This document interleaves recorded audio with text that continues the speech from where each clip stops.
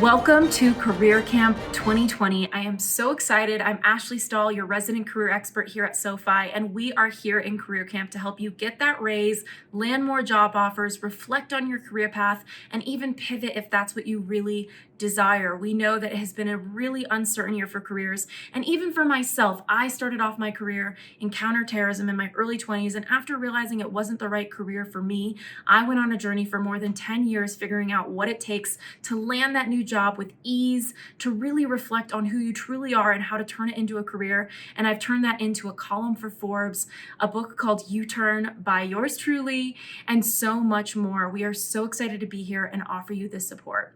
So let's give you a rundown of what to expect throughout Career Camp. First, we're going to start off with a member. I'm going to coach her on how to make a career pivot after 7 years in the workforce. You are going to relate so deeply to her. And if you don't, you are going to get support through watching our next conversation with another member who is looking to get a raise or a promotion, something that I know so many of us have on the mind. And then we're going to move into a breakout session with our partner, Korn Ferry Advance, a brilliant team of career coaches who are here to help all SoFi members on a complimentary basis, whether you need a resume rewrite, interview prep, or even clarity on your next career move.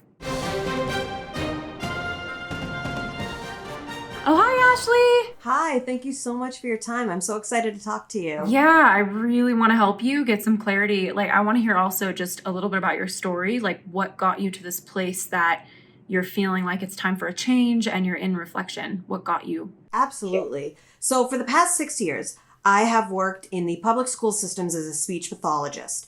And up until this past year, I was in my dream job. I loved it. And then I had a baby. And I realized that the work-life balance wasn't exactly what I'd be looking for moving forward. So I resigned in October 2019 and then found out I was pregnant immediately after. And I just had that baby in September. So now while I'm really, really busy, this is actually a really great time for me to really sit back and think about, do I want to return back to the public school system? And if not, what it is that I want to do next, because my skills being a speech pathologist, being an educator, translates so beautifully into so many different areas. I'm almost at a loss as to where to begin. Yeah, I'm always so curious whenever I coach anybody. You seem pretty sharp. And so I'm wondering, if you could have gotten there by now, I think you would have. So what do you think it is that's keeping you from being able to just kind of make this choice on your own, which I'm sure you eventually would, but what do you think is stopping you from that? I think it's because I have so many varied interests and my career has been I've made so many turns in my career up to this point. I started out in opera and then I moved to law and worked as a paralegal. Then I moved to a business office coordinator in an assisted living and then speech pathology. I also did a big research paper as part of my grad degree that ended up going international. I spoke nationally and internationally and have a big research paper credit to my name, which is kind of cool. But so I have all these varied interests and I'm not sure. And I love working with kids and I have 2 of my own kids. And so there's a lot that I'm trying to piece out to see what might be the best fit. I'm not looking to make a rash decision. I'm looking to really think about long-term projections.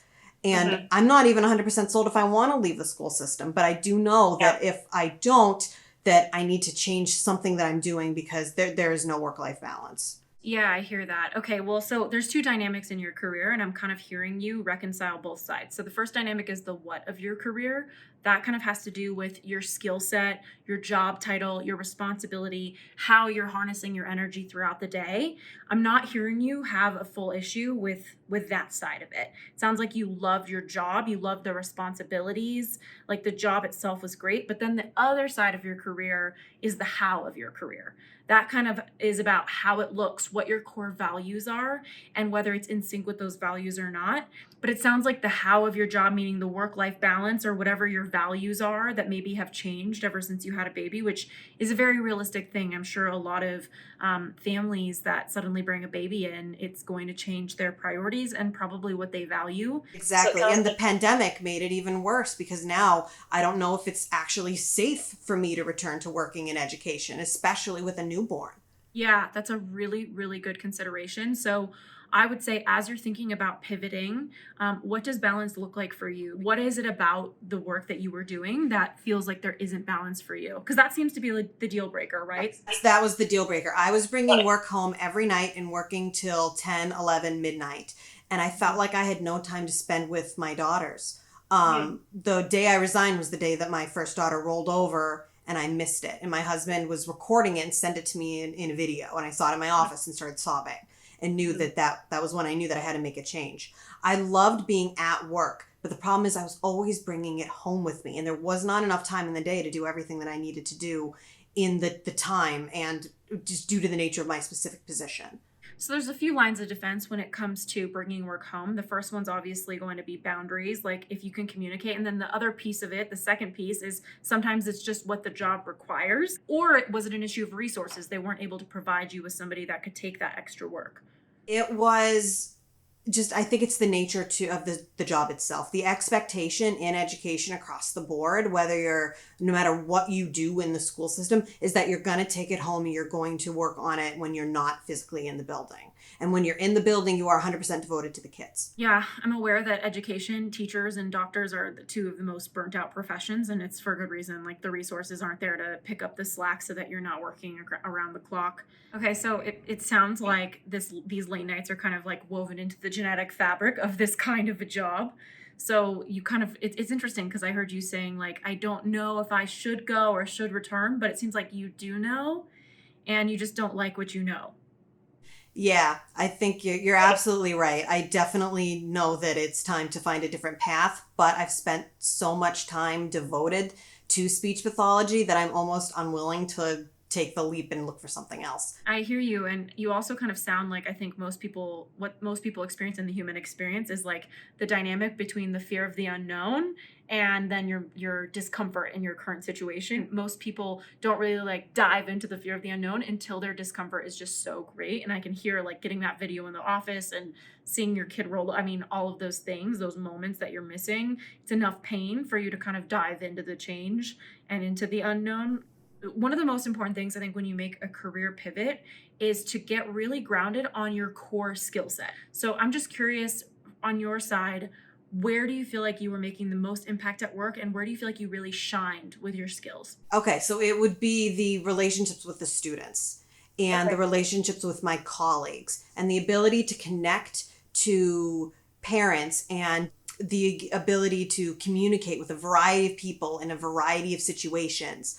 And write something. My writing is a really, really strong strength. I will get compliments on my writing all the time as well. Okay, so just for anybody who's listening, I'll go through, there's 10 core skill sets in the workforce, and I think I'm already hip to which one you probably are, but I just want to read them through and give you some examples of what they look like, and maybe you can just write down as I'm going through the 10 which one you resonate with or which one you think you might be. And as I'm reading the 10 core skill sets, I just want to remind you they're more like an energy. They're not just a skill. Like one of the skill sets is building, and that could be like building a website. That could be a construction worker. So it's just the energy of building just as much as the skill. So that's one of them. Another one is innovation. So this is like the entrepreneur, highly creative self-starter. Maybe they will be running their own book of business or, solving high-level problems, second in command to the CEO. And then the third one is words, which I think might be your core skill set. What I think is really important to reflect on as anybody's listening to this is whether you're an introvert or an extrovert, because and there's a lot of research on being an ambivert, but I think when you're an introvert, your talent with words is going to look a little bit more internal, like writing, versus the worst thing for somebody who's introverted is to be like on a stage speaking, for example. So it's important to kind of notice the skill and then how you want to project it. Is it internal or is it external? So would you classify yourself as more introverted or extroverted? At work, extroverted.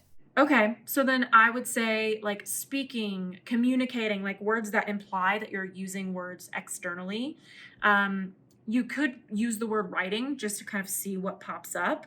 Come up with some keywords and kind of create a symbiotic relationship with LinkedIn where after you type in words like communicating, writing, and then the most important thing, you were talking about your interests, is after you've kind of done some research just on skill set words, you might want to pair it with one word that reflects an interest. And then I would come up with a list of companies And I would get clear on what teams resonate for you in those companies. I'm guessing for you, it might be something in the communications team. The fact that you worked in education and you loved it, that's an interest word, education. That's, and so I would say if you put communicating, writing, you might even use the word curriculum as a skill word if you're interested in creating curriculum. And I think that would probably generate some profiles for you. But all 10 of the core skill sets, you can kind of look at each skill set and think to yourself, like, what are some key words that reflect how this skill set is operating in the world? And in your case, words is a pretty easy one to kind of think, like, what kind of ways are people using words? They're communicating, they're writing, authoring. You know what I mean? And it's very clear. And so I would say, writing down balance, and then kind of just knowing what that means for you and using those values that you come up with. Maybe family is another key word for you. And because you're here on this Zoom call with me, I'm guessing growth could be a value for you. But you want to pick words that without that word, you're not you anymore. That's how you know you have a core value. Something's a core value where it's like, if I take away that word, you don't exist anymore. That's how you know it's a part of you. All right, so you tell me, what are your biggest takeaways? What do you want to implement right away? So I guess this may sound silly, but my biggest takeaway is how important the words are to everything I do. And it's funny, it's not something that I explicitly realized until my conversation with you. I also really appreciated the conversation of the skill set versus the interest. I think that I've almost been focusing too much on my interests and maybe not enough on my skill set, and to kind of implement and to use words to get me to my next step, whatever that might be. Yeah, I love that. I think so many people struggle to reconcile where their interests have a home in their career. And usually my answer is that they don't. They're more of a backdrop. Like, I love travel, but I'm not meant to be a chef in a 5-star resort. Like, that's not the right skill set in the right backdrop. So your interests are really just a backdrop, and it's a worthwhile one. It's worth considering. It's just not worth leading with. So I'm happy that you realize that. And I think that's a good way to kind of summarize where we landed with this conversation. So thanks for opening up and being vulnerable. I really appreciate you doing that. Like, takes a lot. No, thank you. I'm excited to hear where you land. You better keep us posted at SoFi as you reflect. I will. Thank you so much. And final word, just to encourage you, just know what you know. It sounds like you're ready for a change. So know what you know, own it. And, it's I don't want to say it's a waste of time wishing something was what it's not, but like, there's so many things you could be doing with your career instead of kind of looking at something and hoping it will change if it's just the nature of the work. So I'm really wishing you well. Thank you. Thank you so much. So there's 10 core skill sets that exist in the workforce, and the most important thing to know for your career path is which skill set you are harnessing throughout the course of your career. So the first one is building. The building skill set is really an energy, as all of the skill sets are. Building is for everybody from the construction worker to the web developer. All that matters is that you're in a building energy. Number 2 is innovation. That skill set is all about the intrapreneur or even the entrepreneur. It's the creative self-starter or even the problem solver who is highly creative at work, or maybe they even manage their own book of business under the umbrella of a company if they're the intrapreneur. Number 3 is words. The words skill set is all about communication. And what's important to remember as you go through all of the core skill sets is whether you're an introvert or an extrovert. So the word skill set is for those of you out there who are brilliant at using words, whether you're a speaker or even a writer. Skill set number 4 is motion. This is for people who are excellent and prefer to be on their feet. Everything from tour guide to a fitness trainer. Skill set number 5 is service. The service skill set is for everyone from the social worker to the helper to the customer support representative. This is for the people who really live to serve. Skill set number 6 is coordination. This skill set is all about logistics, details, and making sure you're running a very tight ship. Skill set number 7 is analysis. As a former counterterrorism professional, I spent plenty of time in this skill set, even though it wasn't my core skill set. This is when you feel tired at work if you are not in a skill set that you're meant for. The analysis skill set is for anyone from an academic to someone who's in intelligence analysis like I was, or market research. And then, of course, number 8 is numbers. The 8th core skill set of numbers is for our fellow number crunchers, our bookkeepers, our accountants, our investment bankers. You guessed it. And number 9 is technology. I see this skill set as for the AI, artificial intelligence wizards, the tech genius bar at Apple, all of our tech people who really make the world go round. And core skill set number 10 is beauty. This is for the people who make art of the world around them, whether they're a makeup artist, an interior designer, or even a jewelry designer. Bianca, welcome, and thank you so much for coming to Career Camp. I'm excited to be here. Thank you. Yeah, I want to hear what's going on with you. I have been slightly briefed, but I feel like for everybody's listening, who can maybe relate to you, what do you have going on? Yeah, so right now I work at a higher ed institution in New Jersey. What I manage is pretty much all of the alumni communications that come out of our office. And so our office speaks to, on an ongoing basis, about 100,000 living alumni. And the way that I speak to them is just using every medium possible. So I'm constantly either communicating to people, here's how you can get involved with your alma mater, or I'm communicating to them, here's how you can invest in your alma mater. And it's a really exciting place to be. It's challenging right now with obviously the challenges of the pandemic. Mm-hmm. But in terms of my career, I've started there as an associate director about a year and a half ago, got promoted to director of alumni communication. And now I think I'm in a position in which I'd be interested in pursuing opportunities that may present themselves, hopefully in the near future, in terms of moving up another step. Okay. What would the next step look like in your institution? What would be the next level for you? Yeah, so that's, I think, the hard part. Yeah. I am interested in really kind of taking what I do and elevating it a little bit and building out a team underneath. So as you imagine, fundraising right now is a pretty big feat. Yeah, it's very, very important for the institution. And so we're constantly just communicating that level of importance and just trying to get people to create a culture of philanthropy with their alma mater. And because of that, I think that there's an opportunity for me to kind of go into a more strategic position where I am managing less on the day-to-day task heavy type of things, of like making sure that the email is sent over to our audience of 50,000 or the niche audience that we're trying to target, and more at the strategy level of bigger picture. Here's what we're planning in terms of all of our engagement versus our philanthropy, and how do we create a team that's going to be able to attack all of the mediums, audio, video, email, social media, just making sure that we're checking off all those boxes. And what are some concerns you have about asking to get to your next level, or what makes you nervous about it? I think one is the level of experience I have in having those conversations. It's a nerve-wracking situation to be in, to walk in to, let's say, my boss's office or his boss's office and say, here's what I'm looking for. Managing those conversations is one of the trickiest pieces for me.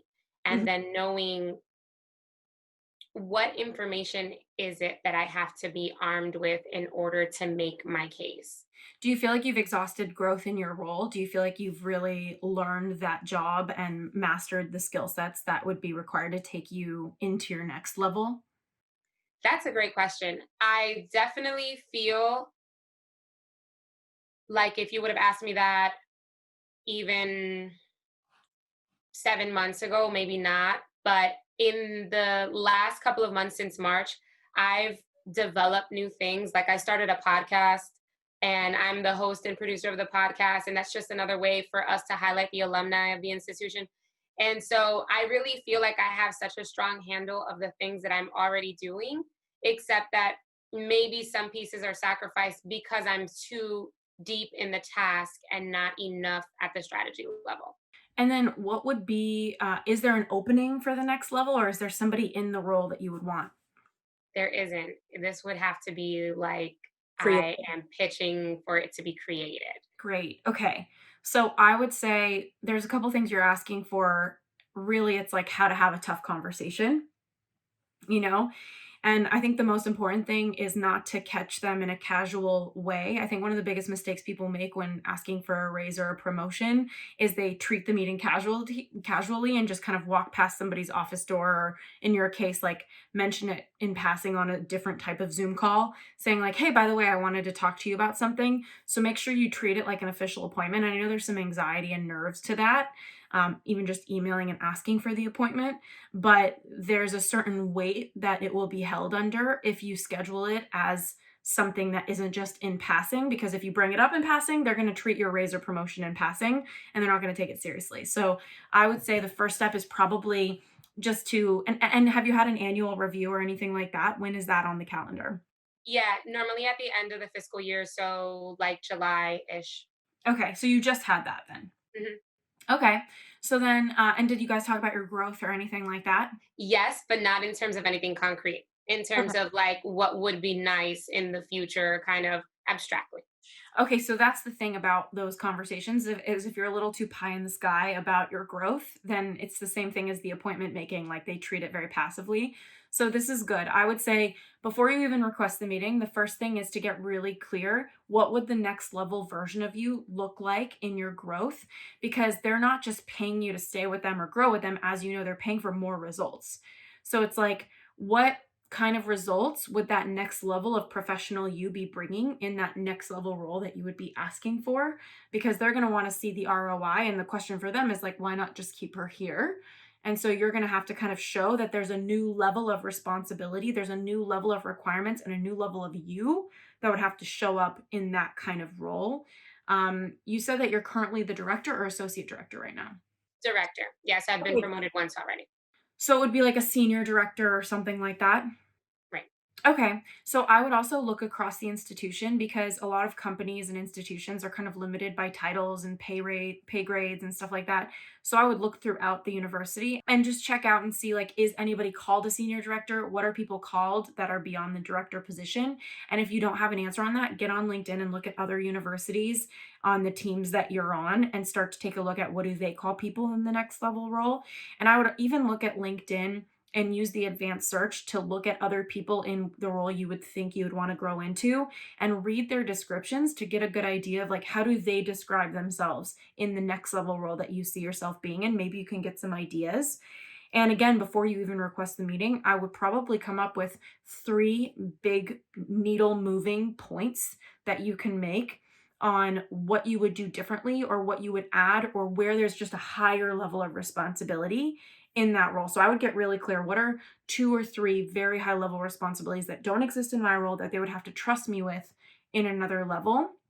And then with those 2 to 3 skills or responsibilities, I would start to think about a vision that you would have of like, what are the results you would be creating through those responsibilities that are very additional. And I would also take a look, kind of like we were talking about on LinkedIn, and see like, what are other directors at universities doing, because you don't want to be suggesting something that other directors are already doing. You know, Mhm. they could come back to you in your conversation and say, "Oh, there's a lot of people in your role that actually are doing this, and we'd love to hand you this too." So you kind of want to say, you know, I've done some research and I saw some other senior directors in other universities are taking on these a few additional responsibilities. Here's a vision that I have in the next 12 months of how those could look. And if you can enroll them in a vision that you have for them, then the yes becomes really easy. And if you can make it clear what ROI and tangible results you want to create, the yes becomes very easy. So I would actually spend probably a week or so just doing that research, looking at other senior directors, getting some clarity on what those few bullets would be, and coming up with a vision that you can enroll them in on what's possible, what results you see yourself bringing in the next 12 months in this next level role, and letting them know you did some research and you saw that this isn't a responsibility that's tied to a director level, but this is a responsibility set that's tied to senior directors. Is that helpful, or am I being a little confusing? No, that's really helpful. Now Okay. it's coming in clear. Great. Okay. And then, and this is the same with even getting a raise. It's just about talking about results and enrolling them in a vision. So The only difference between a raise and a promotion is you're pegging your responsibilities to a new title. And it's almost like you're respecting yourself as a professional by saying these responsibilities that I'm showing you aren't aligned with this in the workforce. Like the workforce is not compensating this level of position for this level of responsibility. This is Right. tied to this position. That's the only difference between a promotion and a raise. When it's a raise, you're just like, I'm taking on these new responsibilities. I have this vision and now I need to be compensated differently. So it's almost the same conversation. You know what I mean? Yep. And then from there, I would say the next step would be simply having a hard conversation. So sending the email and say, and I would hold it lightly because the only reason that you would have to be nervous is if they're holding it heavily, but they're not. Like growth is one of the most natural things in the workforce. So your manager isn't going to be stressed to hear about you wanting to grow, you know? Yeah. That's not going to like throw them off in their workday. Like this Right. is it's like HR people. They expect you to negotiate and people get all nervous on the other end, but they're just ready for the game to begin. And then when you get on the Zoom, you want to hold the energy. You want to hold the leadership because they're kind of waiting for your vision. So I think it's okay to be a little bit vulnerable depending on your rapport with your manager. Do you have a good rapport with your manager? I do. I have a great rapport. Yeah. Great. Okay. So then I would say, look, I was nervous to have this conversation with you in fear that you would think I'm not, and whatever your fear is, I'm not grateful for the job that I have in such an uncertain time. Or I was Yeah. hesitant to bring up what I think is possible for the future because I don't want you to think I'm not in the now and like so grateful for my role. Whatever that fear is, I would just say I was hesitant to share this because this was my fear. But then I would share the hope. I would say, but my hope is by sharing this, I can create better results for you. Right. And then I would just kind of walk them through your vision and what's possible. And then kind of like as they're buying into the vision, and be yourself, be authentic, like share what you're excited about with it. Then I would say, and after looking at all of this, I was noticing that, I did some research and I saw that a lot of senior directors are taking on this level of leadership.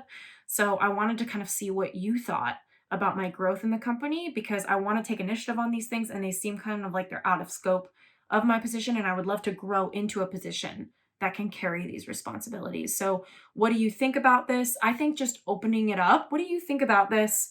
How do you see my growth looking? I really want to stay with you. I really want to grow. I think it's actually a very light conversation if you're getting that drift from what I'm sharing. Yep. Yeah. No, this makes perfect sense. I think it's super helpful in how to frame the conversation and then just how to be ready for the conversation, which I think is maybe what I haven't fully thought out. I Yeah. have a little bit of what I could be doing if I was able to grow and maybe even have additional resources under me.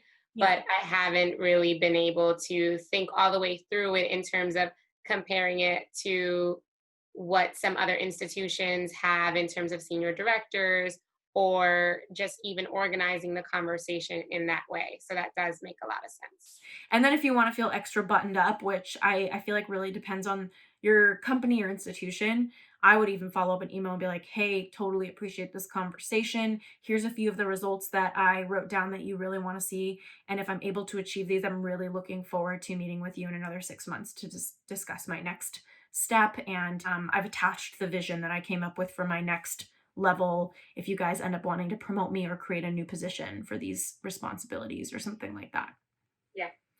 Perfect. Yeah, Any that was really questions? helpful because I think one of the points that you brought up about managers expecting these conversations is really what helps me get ready for the conversation because I am in my head about how Yeah. are they going to react or how is he going to react. Yeah, this is just between like his next meal and his next call, like or her. This is not. This is just another day. Like it's not a stressful thing. So I think the more you can prepare and get grounded, and you've just repeated what you want to say so many times, and it's like in your cells what you want to say, it becomes really easy to kind of just. This is just another time I'm saying this thing. I've thought about it, put the prep in. So I'm sending you good energy as you do it. You'll have to let us know what happens. Thank you. Thank you. I will. All right, now that we have talked to a couple of members about pivoting, getting that raise, getting that promotion, it's time for you to focus on the next play of your career. So if you tap the little sessions button on your screen, you'll see 4 different topics that you can join our Corn Fairy career coaches in and have a little session with a group on how you can either get that raise, update your resume, prepare for interviews, or even make a career pivot.